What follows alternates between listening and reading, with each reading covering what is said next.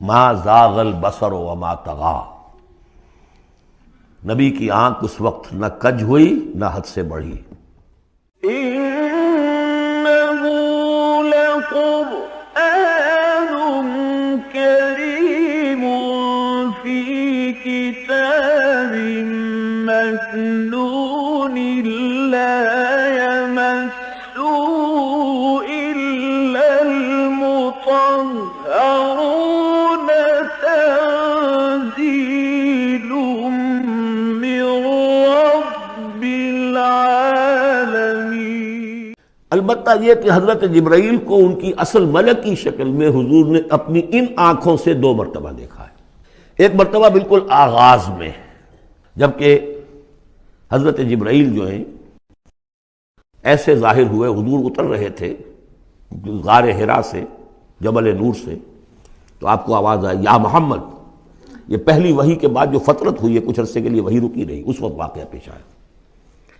آپ نے سامنے دیکھا، پیچھے دیکھا، کوئی نہیں، نظر کوئی نہیں آیا۔ پھر تھوڑی دیر آپ چلے گئے، شاید مجھے کوئی دھوکہ لگا ہے، ایسی میں نے سنا ہے، کوئی آواز نہیں تھی۔ پھر آیا یا محمد، پھر دیکھا 2-3 مرتبہ کوئی نظر نہیں آیا، کچھ خوف سا محسوس ہوا۔ تیسری مرتبہ یا محمد، تو اچانک حضور کی نگاہ اوپر اٹھی، تو حضرت جبرائیل فرشتے کی جو اصل شکل ہے اس میں وہ تھے افق پر، اور پورا افق بھرا ہوا تھا۔ تو اصل ملک کی صورت میں حضرت جبرائیل کو حضور نے اس وقت دیکھا، اور ایک دیکھا ہے پھر عند سدرۃ المنتہا، شب معراج میں، جب ساتھ آئے ہیں لے جانے کے لیے انسانی شکل میں تھے۔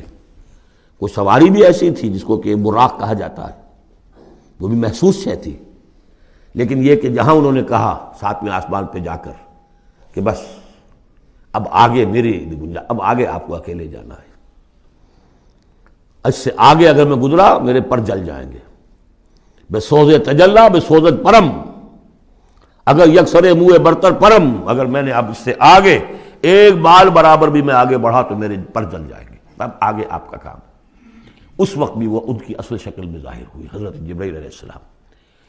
ما ضل صاحبکم وما غوا، تمہارے یہ ساتھی ہیں لوگوں، یہ محمد نہ بہکے ہیں اور نہ بے راہ ہوئے ہیں، نہ بھٹکے ہیں۔ وما ينطق عن الهوى، اور یہ جو کچھ کہہ رہے ہیں اپنے جی سے نہیں کہہ رہے، خواہش نفس سے نہیں کہہ رہے، ان هو الا وحی یوحی، نہیں ہے یہ مگر وحی جو ان کی طرف کی جا رہی ہے۔ علمہ شدید القوی، انہیں تعلیم دی ہے، سکھایا ہے اس نے جو بہت طاقت والا ہے۔ یہاں حضرت جبرائیل ہیں جو مراد ہیں۔ علمہ شدید القوی، یہ قرآن کس نے سکھایا محمد کو؟ شدید القوی، ذو مرۃ، وہ بڑا زور آور ہے، فاستوی، وہ سیدھا ہوا، وہو بالافق الاعلی، اور افق اعلیٰ کے اوپر وہ محمد کو نظر آ رہا تھا صلی اللہ علیہ وسلم۔ ثم دنا فتدلی، پھر ذرا نیچے کو لٹکا، قریب آیا، فکان قاب قوسین او ادنیٰ، اور پھر وہ اتنے قریب آ گیا کہ جیسے 2 کمانوں کا فاصلہ ہو یا اس سے بھی قریب۔ فاوحی الی عبدہ ما اوحی، پھر اس نے وحی کی اللہ کے بندے کی طرف جو وحی کی۔ وہ وحی کون سی تھی؟ وہ ہے اصل میں وحی رسالت، وحی نبوت جو تھی وہ تو شروع میں آ چکی، اس کے بعد یہ فترت ہو گئی تھی، کچھ وقفہ پڑ گیا تھا۔ شروع میں وحی جس سے کہ حضور کی نبوت کا ظہور ہوا ہے وہ تو ہے اقرا بسم ربک الذی خلق، خلق الانسان من علق، اقرا وربک الاکرم الذی علم بالقلم، علم الانسان ما لم یعلم۔ لیکن اب یہ سورہ مدثر کی آیات اس وقت نازل ہوئیں، یا ایھا المدثر، جب حضور گھر آ گئے اور پھر آپ نے اپنی اہلیہ سے کہا، خوف زدہ تھے، جو بھی منظر دیکھا تھا، ملک کی شکل، فرشتے کی شکل، اب وہ تو حضور ہی نے دیکھا جو دیکھا، ہم تو نہیں سمجھ سکتے کہ آپ نے کیا دیکھا، لیکن یہ کہ اس کے بعد آپ آئے، آپ نے کہا مجھے کمبل اڑا دو، لحاف اڑا دو، لحاف اوڑھ کر آپ لیٹ گئے، تو پھر وہ وہی یا ایھا المدثر قم فانذر وربک فکبر، اے لحاف میں لپٹ کر لیٹنے والے کھڑے ہو جاؤ اور خبردار کرنا شروع کر دو لوگوں کو۔ اور تمہاری اس دعوت کا نقطہ آغاز تو انذار ہے، اور اس کا ہدف دنیا میں تکبیر رب ہے، رب کو بڑا کرو، اس کی بڑائی منواؤ، اس کی بڑائی نافذ کرو، اس کا نقشہ کھینچا گیا ہے۔ علمہ شدید القوی ذو مرۃ فاستوی وہو بالافق الاعلی ثم دنا فتدلی فکان قاب قوسین او ادنیٰ فاوحی الی عبدہ ما اوحی ما کذب الفؤاد ما رأى، جو کچھ انہوں نے دیکھا ان کے دل و دماغ نے اسے جھٹلایا نہیں، یہ نہیں کہا کہ نہیں یہ کیا ہے۔ دیکھیے ایسا ہوتا ہے کہ کوئی غیر معمولی سی بات آپ دیکھیں تو ایک شخص ہو جاتا ہے میں خواب دیکھ رہا ہوں یا حقیقت دیکھ رہا ہوں۔ آنچہ نہیں بینے میں بیداریست تو یارب یا بے خواب، اے اللہ جو میں دیکھ رہا ہوں یا ہم دیکھ رہے ہیں یہ بیداری میں دیکھ رہے ہیں، یہ خواب میں دیکھ رہے ہیں، وہ غیر متوقع چیز۔ لیکن نبی کو کوئی شک نہیں ہوا، ما کذب الفؤاد ما رأى، یکسوئی کے ساتھ دل و دماغ اور جو بھی آپ کی آنکھ دیکھ رہی تھی ان میں کوئی کانفلکٹ نہیں تھا۔ ما کذب الفؤاد ما رأى فتمارونہ علی ما یری، تو کیا تم اس سے جھگڑتے ہو اس چیز پر کہ جسے وہ دیکھ رہا ہے؟ اقبال نے کہا نا کہ قلندر ہرچے گوید دید گوید، جو شخص اپنا دیکھی ہوئی چیز بیان کر رہا ہے تم اس سے جھگڑ رہے ہو، تمہارے لیے تو وہ ایک غیب کی خبر ہے، اس نے تو دیکھا ہے۔ افتمارونہ علی ما یری وَلَقَدْ رَآهُ نَزْلَةً أُخْرَىٰ، اس نے تو ایک مرتبہ اور بھی دیکھا۔ کہاں دیکھا؟ عند سدرۃ المنتہیٰ، شب معراج میں سدرۃ المنتہیٰ۔ کوئی بیری کا درخت ہے، وہ کیسی بیری ہے؟ ساتویں آسمان کی بیری، وہ آخری حد ہے، مخلوق کوئی اس سے آگے نہیں جا سکتی۔ اس سدرۃ المنتہیٰ، منتہا نہایت، حد، جہاں کی حد ہو گئی، وہاں تک حضور پہنچے ہیں، سدرۃ المنتہیٰ تک۔ اندہا جنت الماوا، اور سب سے اونچی جو جنت ہوگی جنت الماوا، وہ اس کے قریب ہی ہے، وہ بھی ساتویں آسمان پر ہے۔ یہ تو درجہ بدرجہ ترقی ہوتی جائے گی نا، پہلی ضیافت جو ہے، پہلی نزل جو ہے وہ تو اسی زمین پر ہو جائے گی، پھر جو ترقی ہوگی اپنے اپنے مدارج، اپنے اپنے مراتب، اپنے اپنے مقامات، اپنے اپنے ایمان کی گہرائی، اپنے اپنے اعمال صالحہ، اپنا اپنا انفاق مال و جان، اس کے حوالے سے درجے ہوں گے۔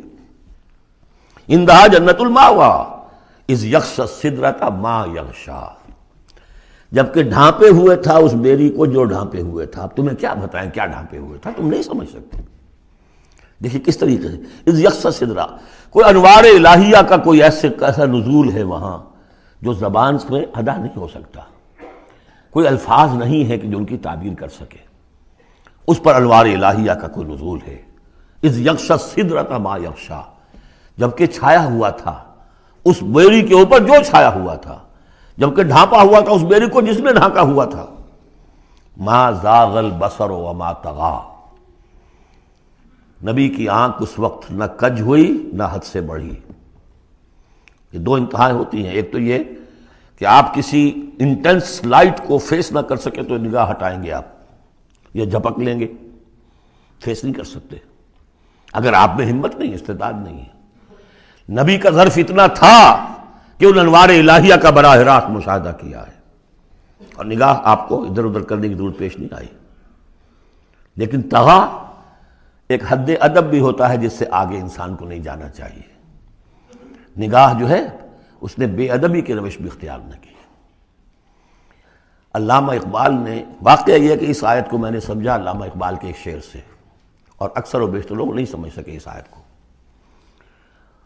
ذوق و شوق کے نام سے جو ان کی نظم ہے بال جبریل میں، وہ میرے نزدیک ان کے شاعرانہ جو ان کی استعداد ہے اس میں بلند ترین نظم ہے وہ، جہاں تک پیغام ان کا جو ہے امت مسلمہ کے لیے، اس کے لیے ابلیس کی مجلس شورا، وہ کلائمیکس ہے، اور وہ ہے بھی ان کے آخری زمانے کی نظم ہے، سن 36 میں انہوں نے کہی ہے۔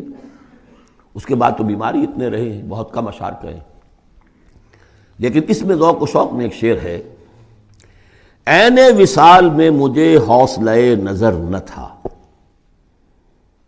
عین وصال میں مجھے حوصلہ نظر نہ تھا، گرچہ بہانہ جو رہی میری نگاہ بے ادب، میری نگاہ بے ادب بہانہ تلاش کرتی رہی کہ میں مشاہدہ براہ راست کروں، حالانکہ عین وصال ہے اس وقت، لیکن یہ کہ میرے اندر حوصلہ نہ تھا کہ میں حسن کا براہ راست مشاہدہ کر سکوں۔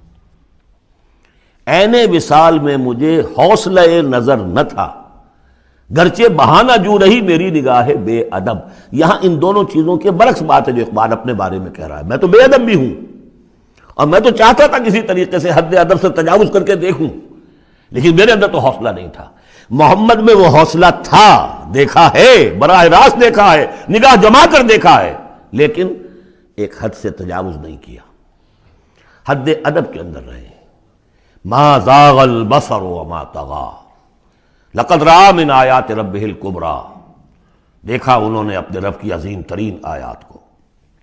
اب وہاں جا کر جو مشاہدہ ہوا ہے وہ تو اللہ کی عظیم ترین آیات کا ہے، اور اسی سے در حقیقت دلیل ہے ام المومنین حضرت عائشہ صدیقہ رضی اللہ تعالی عنہ اور حضرت عمر رضی اللہ تعالی عنہ کا جو قول ہے۔